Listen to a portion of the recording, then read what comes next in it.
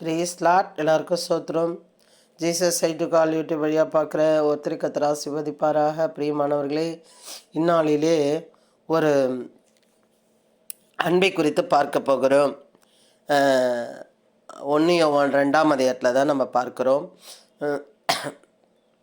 அன்பு யார் மேலே வைக்கணும், யார் மேலே வைக்கக்கூடாது அப்படி என்பது நமக்கு வேதம் சொல்லி கொடுக்கிறது. உலகத்திலும் அதில் உள்ளவைகளும் அன்பு கூறாதிருங்கள். ஒருவன் உலகத்தில் அன்பு கூர்ந்தால் அவனிடத்தில் பிதாவின் அன்பில்லை. ஏனெனில் ஒருவன் உலகத்தில் அன்பு கூர்ந்தால் அவனிடத்தில் பிதாவின் அன்பு இல்லை. ஏன் அப்படி சொல்கிறாருன்னு பார்த்தீங்கன்னா, உலகத்தில் அதில் உள்ளவைகளின் அன்பு கூறாதிருங்கள் ஏன் சொல்கிறாருன்னா இந்த அன்பே ஒளிந்து போகும் என்பதை நம்ம என்ன பண்ணுறாண்டோ சொல்லிக்கூடாது. ஏனெனில் மாம்சத்தின் இச்சையும் கண்களின் இச்சையும் ஜீவனத்தின் பெருமையும் ஆகிய உலகத்தில் உள்ளவைகள் எல்லாம் பிதாவினால் உண்டானதல்ல. மறுபடியும் வாசிக்கிறேன். ஏனெனில் மாம்சத்தின் நிச்சயம் பார்க்கறதெல்லாம் மாம்சம் தூண்டுறதெல்லாம். ஏன் ஒரு மனைவியோடு இருக்க மாட்டாங்க, அதுதான் மாம்ச இச்சை. கண்களில் இச்சையும், கண்ணு பார்க்கறதெல்லாம் வாங்கிடணும் நினைக்கிறது, கண்களின் இச்சை. ஜீவனத்தின் பெருமையமாகிய அநேக கறி மீன் முட்டை ஒரே நாளில் செஞ்சு ஒரே நாளில் எல்லாத்தையும் ஒன்றா ஆடு மாடு கோழி மீன் எல்லாம் ஒரே நாளில் ஒன்றா செஞ்சு ஒன்றா வயிற்றில் போடுறது. அது ஜீவனத்தின் பெருமையும். உலகத்தில் உள்ளவைகள் எல்லாம் பிதாவில் உண்டானவைகள் அல்ல, அவைகள் உலகத்தில் உண்டானவைகள். அவைகள் உலகத்தினால் உண்டானவைகள். உலகத்துக்காக உண்டானவைகள், உலகத்தினாலே உண்டானவைகள். இந்த உலகத்தில் அதெல்லாம் உண்டானவைகள். ஆனால் ஒரு வேர் பிரிக்கப்பட்ட ஒரு வாழ்க்கை நீ என்ன பண்ணணும், வாழ வேண்டும் என்பதை ஆண்டவர் சொல்லி கொடுக்குறார். இதெல்லாம் நமக்காக தான் படைச்சிருக்கிறார். ஆனால் நீ அதிலேயே அதுதான் முக்கியம் நீ என்ன போயிடக்கூடாது. உலகம் அதை நிச்சயம் ஒழிந்து போகும். ஏன்னா நான் சுற்றினேன், நான் சாப்பிட்டேன், நான் கட்டினேன், நான் வாழ்ந்தேன், நான் இவ்வளோ வாங்கினேன், இவ்வளோ வச்சுருந்தேன், இவ்வளோ அனுபவித்தேன், இப்படி பெட்டு அப்படி பெட்டு, இப்படி இருந்தேன் அப்படி இருந்தேன் எல்லாம் நீ சொன்னாலும் இதெல்லாம் என்ன பண்ணிடுமா, ஒளிந்து போகும். தேவனுடைய சித்தத்தின்படி செய்கிறவனோ என்றென்றைக்கும் நிலைத்திருப்பான். அப்போது இதிலெல்லாம் நீ இருந்தீன்னா தேவனுடைய சித்தத்தின்படி நீ என்ன பண்ண மாட்ட, செய்யவே மாட்ட. எல்லாரும் இழுக்கிற இழுப்புக்கு இங்கே ஒரு ஃபங்க்ஷன் ஓடு, அங்கே ஒரு ஃபங்க்ஷன் ஓடு, பிள்ளை ஒரு பக்கம், புருஷன் ஒரு பக்கம், பொண்டாட்டி ஒரு பக்கம், இப்படி ஏகப்பட்ட இடத்துக்கே நீ சுற்றி கொண்டிருந்தா தேவனுடைய சித்தத்தை நீ எப்பொழுது செய்வாய்? இது தேவ பிள்ளைகளுக்கு தேவ வார்த்தை சொல்லி கொண்டிருக்கிறது, புறஜாதிகளுக்கு அல்ல. பிரியமானவர்களே, தேவனுடைய சித்தத்தின்படி செய்கிறவன் எவனோ என்றென்றைக்கும் நிலைத்திருப்பான். அப்போது சித்தத்தின்படி செய்யும் பொழுது நீ உலகத்துக்கு உண்டானதை செய்ய முடியாது. பிரியமானவர்களே, அவர் சொல்கிறாரு, நீ 2 எஜமானுக்கு ஊழியம் செய்ய முடியாது. இதெல்லாம் நமக்காக தான் கொடுத்துருக்கிறது. ஆனால் உலகத்தில் உள்ளவர்கள் அலைந்து திரிகிறது போல் அதற்காக ஒருவர் மீன் வாங்கிறதுக்கு, அது ஏதோ ஒரு மீன் சொன்னார், எத்தனையோ கிலோமீட்டர் 15 கிலோமீட்டர் போயிட்டு அந்த 1.5 கிலோ மீன் 2 கிலோ மீனுக்காக அவ்வளோ தூரம் ட்ராவல் பண்ணி போவாராம். எனக்கு ஆச்சரியமாக இருந்தது. அப்போ எப்படி ஒரு உலகத்துக்கு உண்டான ஆசை பாருங்கள், அவ்வளோ ஆசை பாருங்கள். அதை போல் ஒரு சாப்பாட்டுக்கு அவ்வளோ தூரம் போயிட்டு.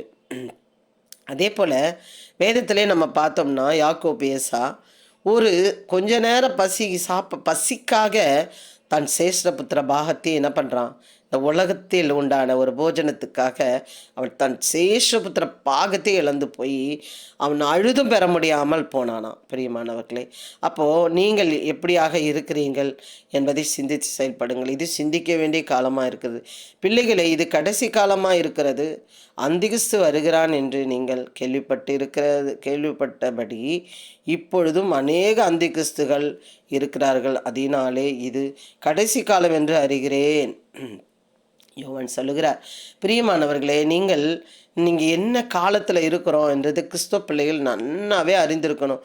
அவங்க கண்டிப்பாக உலகத்தில் இருந்தாங்கன்னா கண்டிப்பாக கர்த்தருடைய சித்தை என்ன, இது என்ன காலம், இது கடைசி காலமா என்று தெரியாமல் அலைந்து திரிவார்கள். இதை அலைந்து திரிவார்கள். இன்றைக்கி ஏகப்பட்ட பேர் இருக்காங்க, ஒரு உணர்வே இல்லாமல் அலைந்து திரிகிறவர்களாக இருக்கிறார்கள். அவர்கள் நம்மை விட்டு பிரிந்து போனார்கள், ஆகிலும் அவர்கள் நம்முடையவர்களாக இருக்கவில்லை. பிரிஞ்சு போகிறவங்க ஒரு ஆவிக்குரிய வாழ்க்கையில் இருந்து பிரிஞ்சு போகிறாங்கன்னா அவங்கள பற்றி நம்ம என்ன பண்ண கவலைப்பட. ஆகிலும் அவர்கள் நம்முடையவர்களாக இருக்கவில்லை. நம்முடையவர்களாக இருந்தார்களானால் நம்முடனே நிலைத்திருப்பார்களே. எல்லாரும் நம்முடையவர்கள் அல்லவென்று வெளியாகும்படிக்கே பிரிந்து போனார்கள். நம்மளோட ஆவிக்குரிய வாழ்க்கையில் இருக்கிறவர்களும் சில பேர் இருப்பாங்க, தரித்து நிற்பாங்க. ஏன்னா ஆவிக்குரிய கண்கள் இருக்கும், பிதாவினால் பிறந்தவர்களாக இருப்பாங்க. அவங்க உலகத்தில் உண்டானவர்கள் அல்ல, அவர் தேவனாலே உண்டானவர்கள். பிரியமானவர்களை பாரு, நீங்கள் பரிசுத்தரால் அபிஷேகம் பெற்று சகலத்தை அறிந்திருக்கிறீர்கள். சத்தியத்தை நீங்கள் அறியாததினால் அல்ல, நீங்கள் சத்தியத்தை அறிந்திருக்கிறதினாலே. சத்தியத்தினால் ஒருவனும்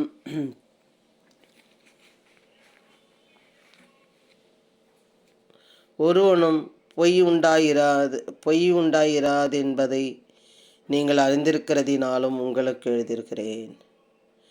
பிரியமானவர்களே, நாம் என்னவா இருக்கிறோம் என்பதை சிந்தித்து செயல்பட வேண்டும்.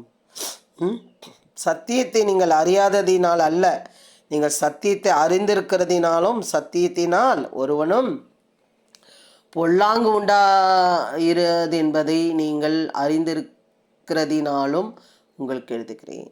பிரியமானவர்களே, நாம் எல்லாம் அறிந்திருந்து தவறு செய்வோமானால், நாம் கடைசி காலம் என்று நம்மளை அறியாது திரிவோமானால், உலகத்திலே உண்டானவைகளிலே நாம் இருப்போமானால், பிதாவின் சித்தத்தை நீங்கள் செய்யாதவர்களாக இருப்பீர்கள். பிரியமானவர்களே, மிக மிக கவனமாக இருக்க வேண்டிய ஒரு காலத்திலே நாம் இருக்கிறோம். காரணத்தில் நம்ம அவரோட அந்த ஒரு காரணத்தை அறிந்தவர்களாக இருந்ததுனால தான் வந்திருக்கிறோம். அவர் வந்ததின் நிமித்தம் அல்ல. பாருங்க, சோத்திரம். நம்முடைய பாவங்களை நிவர்த்தி செய்கிற கிருபாதார பலி அவரே. நம்முடைய பாவங்களை மாத்திரம் அல்ல, சர்வலோகத்தின் பாவங்களை நிவர்த்தி செய்கிற பலியாயிருக்கிறார். அவருடைய கற்பனைகளை நாம் கை கொள்ளுகிறவர்களானால் அவரை அறிந்திருக்கிறோம் என்பதே அதனாலே அறிவோம். பிரியமானவர்களே, அப்படியாக அவரோட கற்பனை என்ன, அவருடைய நியாயம் என்ன, அவரோட அன்பு என்ன, அவர் என்ன நினைக்கிறார் என்பதை நீங்கள் அறிந்திருப்பீர்களானால் நீங்கள் என்ன பண்ணுவீங்க? உலகத்தில் அன்பு கூற மாட்டீர்கள். என் பிள்ளைகளே, நீங்கள் பாவம் செய்யாதபடிக்கு இவைகளை உங்களுக்கு எழுதுகிறேன். ஒருவன் பாவம் செய்வானானால் நீதிபரராய் இருக்கிற இயேசு கிறிஸ்து நமக்காக பிதாவினிடத்தில் பரிந்து பேசுகிறவராயிருக்கிறார். ஒருவன் பாவம் செய்வானானால் நீதிபரராய் இருக்கிற இயேசு கிறிஸ்து நமக்காக பிதாவினிடத்தில் பரிந்து பேசுகிறவராயிருக்கிறார். நம்முடைய பாவங்களை நிவர்த்தி செய்கிற கிருபாதார பலி அவரே. நம்முடைய பாவங்களை மாத்திரமல்ல, சர்வலோகத்தின் பாவங்களை நிவர்த்தி செய்கிற பலியாக இருக்கிறார். அவருடைய கற்பனைகளை நாம் கை கொள்ளுகிறவர்களானால் அவரை அறிந்திருக்கிறோம் என்பதை அதனாலே அறிவோம். பிரியமானவர்களை அறிந்து கொள்ளுங்கள். அவர் உலகத்தில் அன்பைக்காதீர்கள். இது காலம் கடைசி காலம். இந்த காலம் கடைசி காலமாக இருக்கிறது. நீங்கள் எவைகளாக இருக்கிறீர்கள் என்று சிந்தித்து செயல்படுங்கள். இந்த உலகத்தில் ஒரு நாள் அனுபவிக்காதீர்கள். எல்லா அன்பும் வீணாக போகும், எல்லா அன்பும் பிரிந்து போகும். எல்லா அன்பும் எப்படி விட்டுட்டு போகலான்னு நினைக்கிற அன்பாக இருக்கும். மனிதன் அன்பு ஒரு எப்படி காற்றை போல, ஒரு நேரம் எங்கே இருக்கோ ஒரு நேரம் எங்கே போகுதுன்னே தெரியாது. அதனாலே பிரியமானவர்களே, மனிதன் அன்பை, இந்த உலகத்தின் அன்பை விட்டு விடுங்கள். கர்த்தருடைய அன்பை இன்னாதென்று அறிந்து கொள்ளுங்கள். அப்பொழுது கர்த்தரின் சித்தத்தை நீங்கள் செய்கிறவர்களாக இருப்பீர்கள். ஐ மீன், காட் பிளஸ் யூ. கர்த்தர் உங்களை ஆசீர்வதிப்பாராக.